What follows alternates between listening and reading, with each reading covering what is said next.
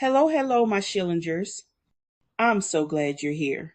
Today we're going to talk about how to lay the heavy burden down of unforgiveness of ourselves.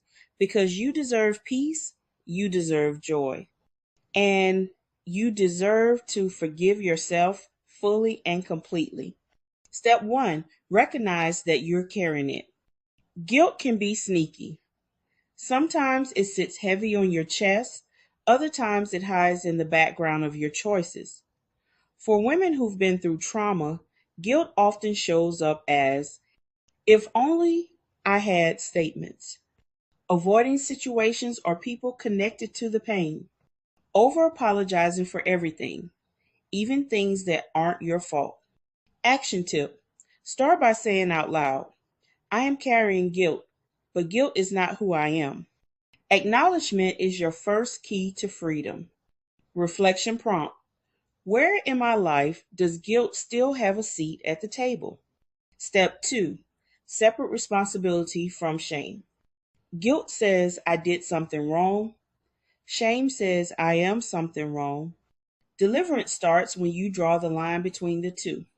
If you truly made a mistake, own it, make amends if possible, and release it. If your guilt is really shame over something done to you, understand you were never responsible for the harm someone else caused.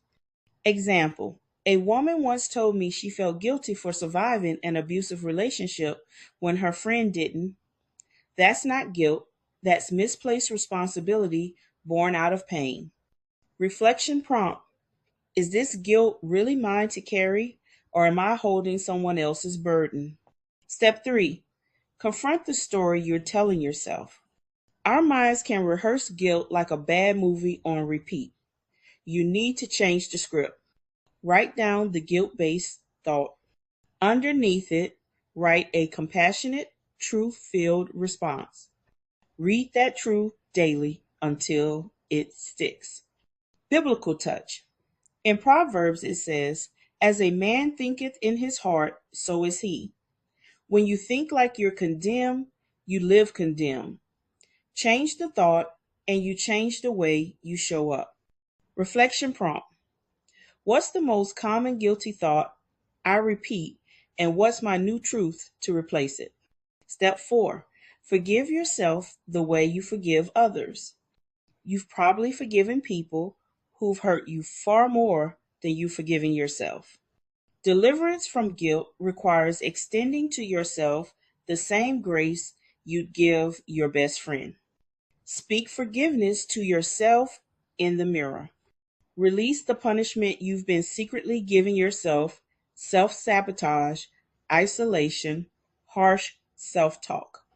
Example: if you're still skipping out on joy because you don't deserve it, that's self punishment, and it has to go.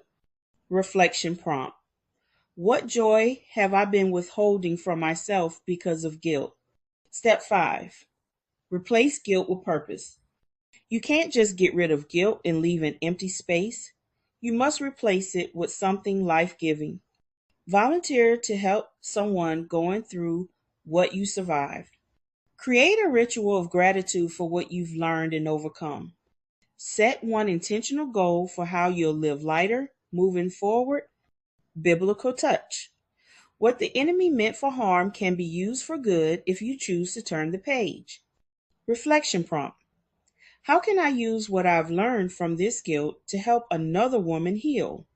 Final word from my heart to yours, Schillingers. I know some of you watching this video are still in the thick of it.